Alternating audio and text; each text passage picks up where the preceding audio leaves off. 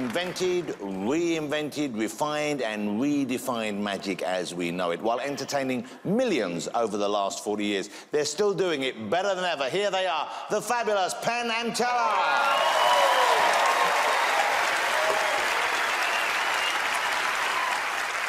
There's a kind of magic called gospel magic. And gospel magicians use magic tricks to proselytize. Now, in 1948, there was a country western hit by Tex Ritter called The Soldier's Deck of Cards. And the story of that song is that a soldier is caught in church with a deck of cards, and his commanding officer says to be court-martialed for having gambling apparatus in church. So we're going to do an answer song to A Soldier's Deck of Cards, giving us an opportunity to proselytize a little bit. You all set? A while ago, Tell and I were sitting in the front row of a lecture by the theoretical physicist Lawrence Krauss. Suddenly, Krauss looked down and said, "Teller, you've been fiddling with that deck of cards as I began speaking. Do you find me so dull that you have to amuse yourself with trivial tricks and manipulations?" Teller stood up and addressed Lawrence and the entire audience. "Not at all, Dr. Krauss," Teller began. "I'm listening to every word you say. I don't carry a pad of paper or a cell phone, but as a magician, I always have my deck of cards with me. I use that deck and my knowledge of magic to take notes. Please allow me to recap what you've covered so far." And Teller fanned the cards out. "You know, Lawrence, you're a very well-known atheist. As I look over the faces of the cards, I notice there's no God among them. The universe of my deck, like the universe of your speech, contains kings, queens, millions of number combinations, and, well, even a couple of jokers, but no God can be found." Teller motioned the professor, and Lawrence Krauss, he stood up right there in the audience. Teller explained that he would riffle down the deck, and the professor should yell, "Stop!" to select a random particle from the universe of Teller's deck. Well, Teller riffled, professor yelled. Teller showed the card to the professor and to the entire audience.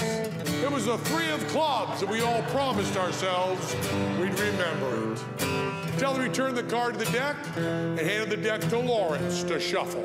Teller took the fully shuffled cards back to the professor and took a quick look at the random order of the faces. You know, every random order contains some intrinsic qualities. The four aces always remind me of the four fundamental interactions in nature. The ace of diamonds, that reminds me of electromagnetism. And electromagnetism is a force responsible for practically all the phenomena encountered in daily life.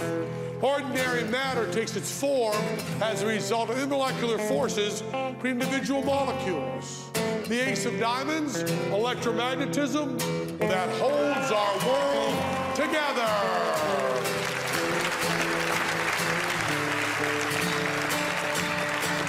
The other force encountered in daily life is gravity, the ace of hearts, which individual particles attract with a force proportional to their masses. And that leaves the strong interaction, the weak interaction. Well, the strong force, to me, that's the ace of spades, and that binds protons and neutrons together and the nucleus of the atom. And that leaves the good old weak force, the ace of clubs, which is responsible for radioactive decay of the nuclei and hydrogen fusion of the stars. Now, someday there may be an accepted unified field theory, and all these cards will be of one suit. But until then, the four suits remind me of the four fundamental interactions in nature. And with that, Teller had thrown most of the cards in the audience. He said these few cards remaining remind me of the cosmological constant. Oh, it's an amazing constant. Even as space gets bigger, the energy density remains the same. Let's measure. 1, 2, 3, 4, 5, 6. Let's try to change that density by throwing out 1, 2, 3 cards. The energy density, well, it still remains 1, 2, 3, 4, 5, 6, and it keeps working, you know. I can throw out 1, 2, 3 cards, still have 1, 2, 3, 4, 5, 6. It's counterintuitive. How can that be to throw out 1, 2, 3 cards, still have 1, 2, 3, 4, 5, 6? Yeah? I can just throw out 1, 2, 3 cards, still have 1, 2, 3, 4, 5, 6. I can do this forever, man.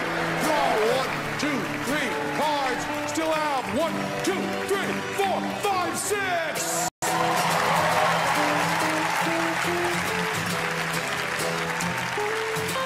Now, to do this trick with cards, I need sleight of hand.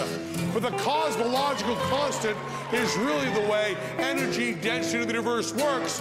I'm more amazed than any fiction or magic trick until I reached in his pocket.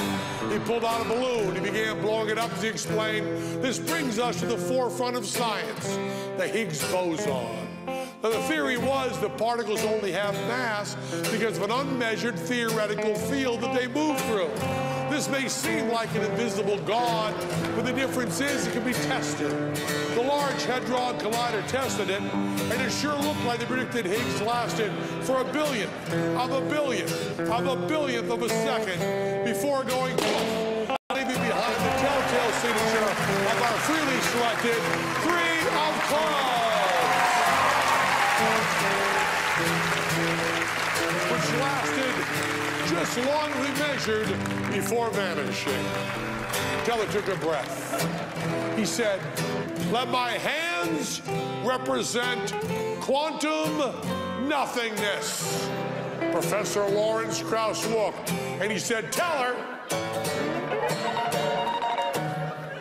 please, just sit down and shut up."